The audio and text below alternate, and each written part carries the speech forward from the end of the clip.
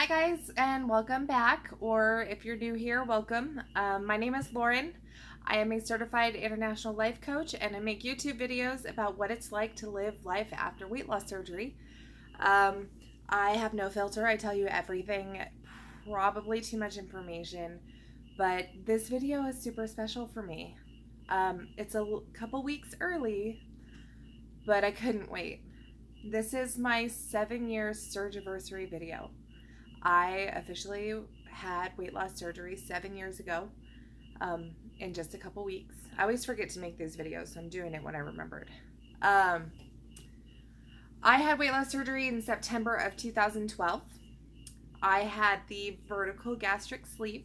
That's the surgery where they remove a large portion of your stomach and restrict how much intake you have. I chose the sleeve because I did not want to remove the pyloric sphincter at the bottom of my stomach, and I did not want to bypass any of my intestines, and I did not want a foreign object in my body. So, over the gastric bypass and the lap band, I chose this surgery. Again, the decision was made with my surgeon what would be the best for me, and that's what we chose. Prior to having weight loss surgery, I had hit 300 pounds. In June of 2012, I weighed 300 pounds. It was 2011 that I was 300 pounds. I decided I wanted to start losing weight for a multitude of reasons, but mainly my mental health. And so I started working out and doing DDP yoga, and I started trying to figure out the eating thing. What I discovered was that I'm a binge eater. I tend to binge eat one time a day, and that's always been my issue is, a food addiction and eating addiction. So that's where that started. Getting my surgery done was not easy. And, I post all these videos on YouTube, but, I don't think I've ever told the whole story. Getting the surgery for me was really difficult. And if you're watching this trying to figure out how to start the process, please don't lose hope. The very first doctor I talked to, when I told him I wanted weight loss surgery, he said, well, you just need to learn to put the fork down. And I walked out of there in tears, and I never saw the man again. I ended up seeing another doctor who wanted to put me on antidepressants and a bunch of other meds. And when I told her that I didn't want any other meds, I just wanted the surgery, and she reluctantly signed me up for their 3-month course that was required to even be considered for the surgery. And so I did a 3-month class. It was once a week. I went in and we talked about nutrition and diet and exercise and everything. We worked out together. We learned how to read labels. It was really just like a nutrition class, which was weird because the class really did not prepare me at all for what life after surgery looked like the immediate part of after surgery. That class did not prepare me at all. It did prepare me though for now, so I'm glad I did it. But that's actually why I started my YouTube channel, because there were so many things that I didn't know about that I was like, gosh, I wish someone had told me this stuff. And so I just started making these videos and telling you guys, because I don't want you to feel like, man, I wish someone had said that, because I'm saying it. So I was 300 pounds when I started my plan. I was 283 when I talked to the doctor. Because of that class and working out and working my butt off, the day that I had surgery, I was down to 264. So I had lost like 36 pounds prior to having my surgery on my own. It's weird that 7 years later I can remember those numbers exactly, but you never forget. So yeah, I was 264 the day that I had my surgery. I currently weigh 147 pounds, which is amazing. Like 147, I'm 5'8", and I weigh 147 pounds, and I am stoked about that. So just,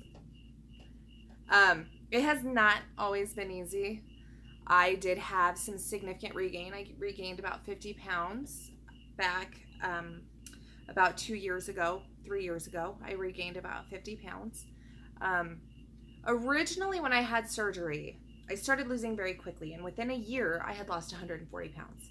It took me, I believe, 14 months of working out, eating right, taking care of myself. I was doing a lot of stuff, and I lost the weight in about a year. I got down to goal weight, which was 160. I did get down to 160. And so, everyone was really, sorry I'm so white. Everyone was really proud, and I was really happy. But I can tell you that I did not do it the right way. I didn't. I'm going to be honest with you guys. I didn't eat. I hardly ever ate that first year. Like, eating was so difficult that I was starving. And I mean, that's what weight loss surgery is just controlled starvation anyways. But I could have put more effort into my eating, and eating well.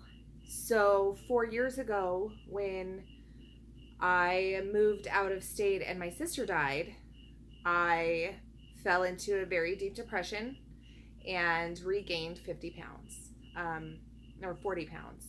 I got back up. I was 198. I'll never forget. I went to the doctor for something, and they weighed me, and I was 198 pounds, and I was just about to hit that 200-pound mark. And something snapped inside of me, and I was like, no. I worked so hard to get to where I'm at. It was 5 years after my surgery that I got back up to almost 200.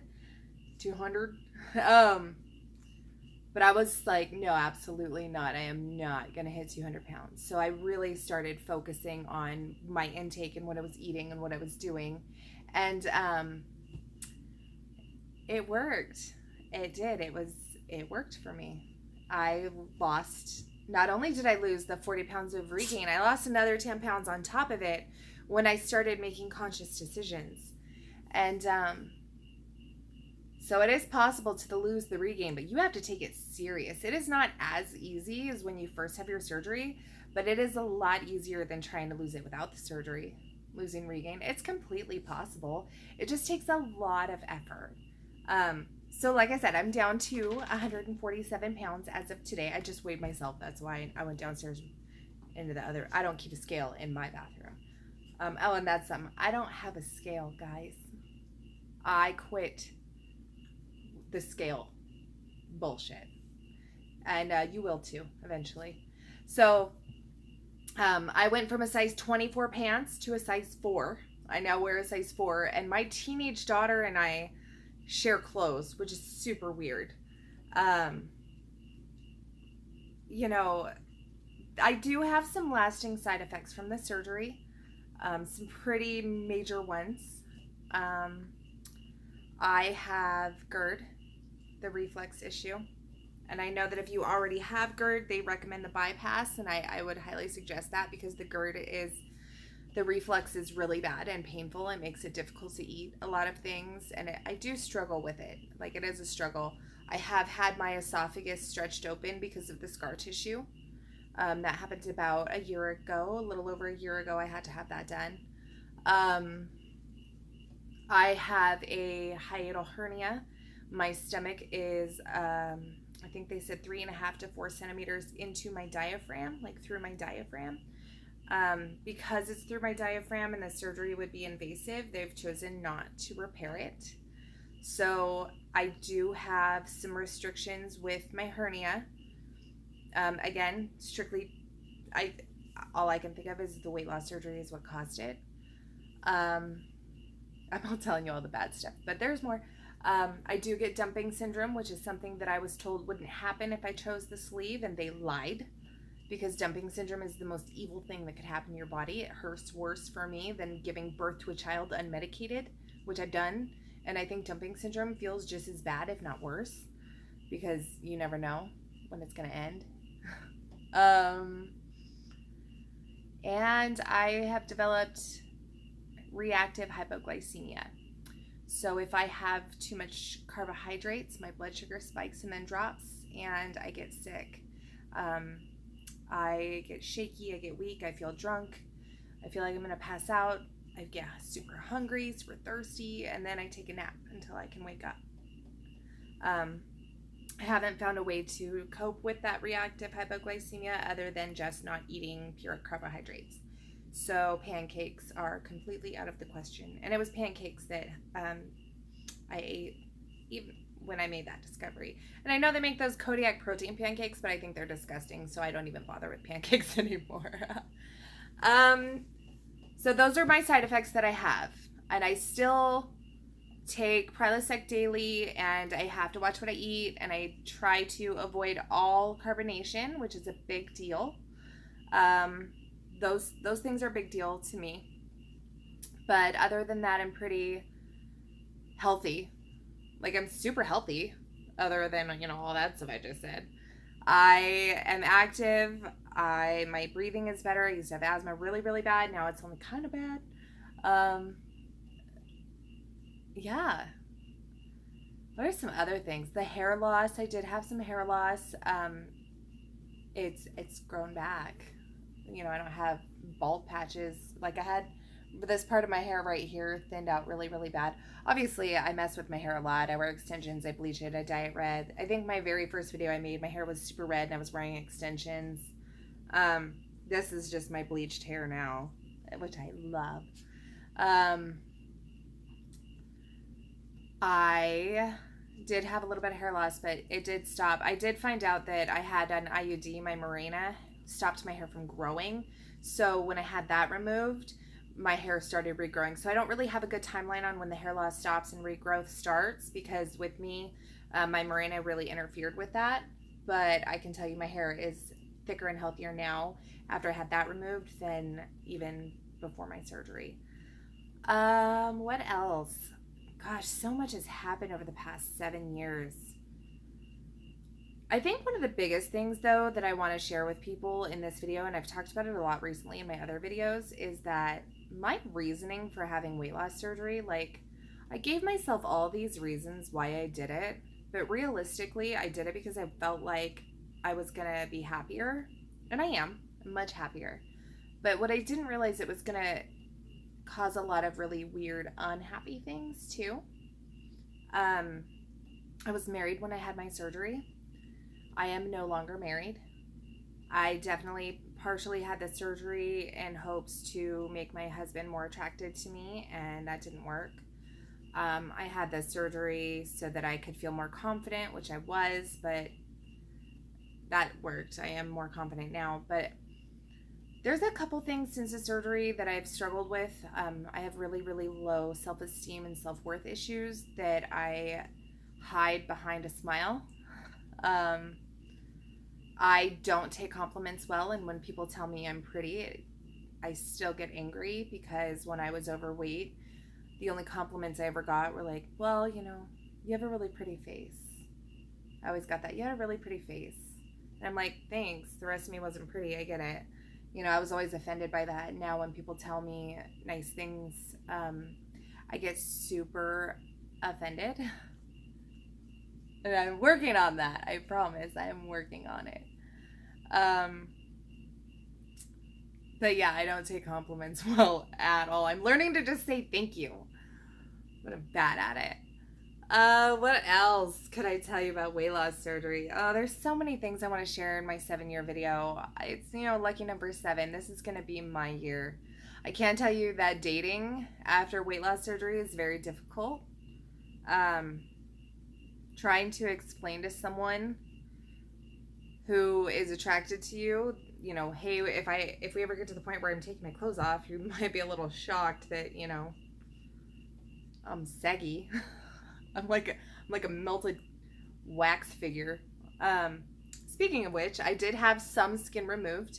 I had a paniculectomy a few months ago, back in March of this year. So, 6.5 years after surgery, I had a paniculectomy, but that's just where they removed the apron of skin. That was it. Because it was so large, my apron of skin was so big, like if I was running, you could hear it clapping. And I used to have to wear compression clothes so that it wouldn't move around so much while I was running. Again, I have no filter. I'm going to tell you guys whatever I want. But Yeah, so that happened. I had that removed. It's not pretty at all still. I'm still saggy and wrinkly. Um, from, my chest to my thighs. My arms aren't too bad. I can show you guys my arms. My arms were never really where I carried my weight, but you can kind of see, like, I have a little bit of skin. I'm sure if I worked out, like, it might be. But yeah, that's about all I've got on my arms. That's not too bad. I can deal with that. Also, like, I don't work out very much, so whatever. But yeah, I have this right here. Again, doesn't bother me. I can just tattoo over it. It's fine. I have a little bit right there on my neck, but I got lucky with my skin. I got really, really, really lucky because I really carried all my weight in my stomach. Other than that, like I said, dating's weird because of all that, but I am posting stuff like this on the internet, so hey, if you're watching this because you want to know more about me, sorry. Eating's still a struggle. I still struggle eating. I forget to eat a lot. Like, they remove that gland in your stomach for the sleep that produces ghrelin that makes you hungry. So I'm never hungry, and I forget to eat all the time. Like, legit forget to eat. I'll be working, going through my day and stuff, and I'll smell food and be like, that smells really good. And then I'll be like, when was the last time I ate? Oh, it was yesterday morning. And then I'm like, shoot, I need to eat. So I forget to eat a lot. Drinking is difficult. Alcohol, beer. I drink beer very, very, very slowly. I don't drink wine because I really don't like it that much. Whiskey and tequila hit me very quickly. I'm a cheap date when it comes to drinking, so I really try not to do it too much. I choose not to. I know my limit because my blood alcohol content goes up higher faster. I have to go slower, and I have to wait a little longer for it to go back down. So, being very, very careful about that matters. Understanding alcohol consumption and not going anywhere where you plan on driving if you're not used to drinking after your surgery, because one beer can get you drunk if you're not prepared. So don't think that if you are going to try to explore with alcohol, it's going to be easy. Again, I avoid carbonation as much as possible. I cannot drink coffee because it gives me dumping syndrome. I have discovered an energy drink, the Monster Rehabs and the Rockstar Recoveries, that have vitamins in them, but still the caffeine and the taurine and stuff, and they're non-carbonated with no sugar. And I'll drink those for energy if I need them, which is all the time.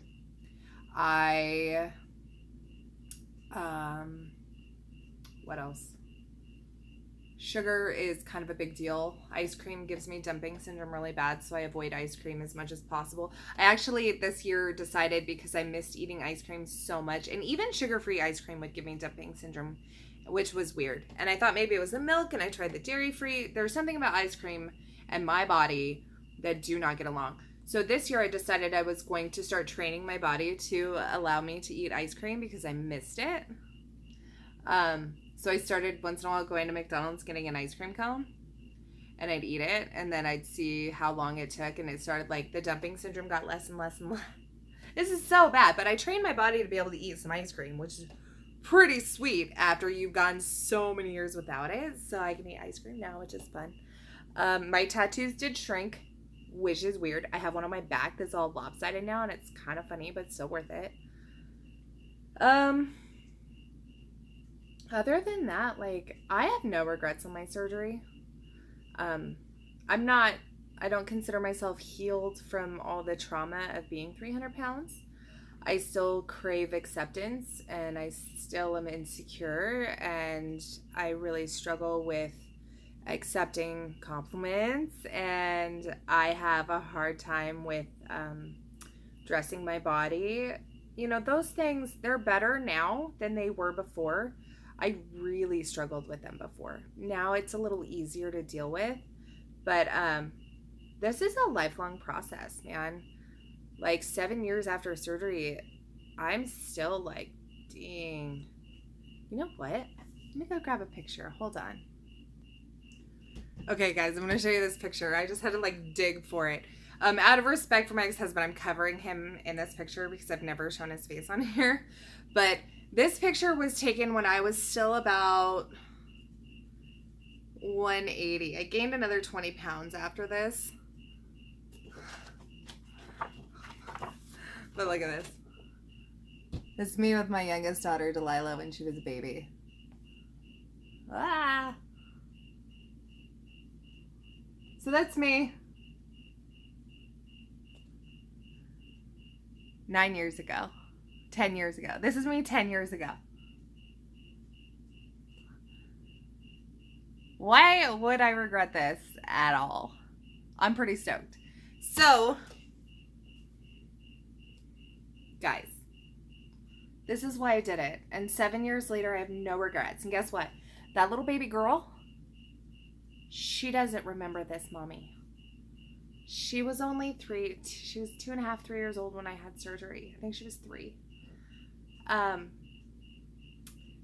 This is the part where I get emotional. That little girl, she never knew this, Mom. My oldest daughter did. My oldest daughter remembers a little bit. But she was 5, 6. She was 6 when I had surgery. And she really doesn't remember either. I've been, in most of their memories of me as a mom, I've been active and on the go and going and crazy and happy. And, my kids will never know that part of me. And that makes all of this worth it. All of the side effects, all the struggles, all the ups and downs and the difficulties in the eating and, being 7 years out and still having to watch what I eat. So worth it for those girls.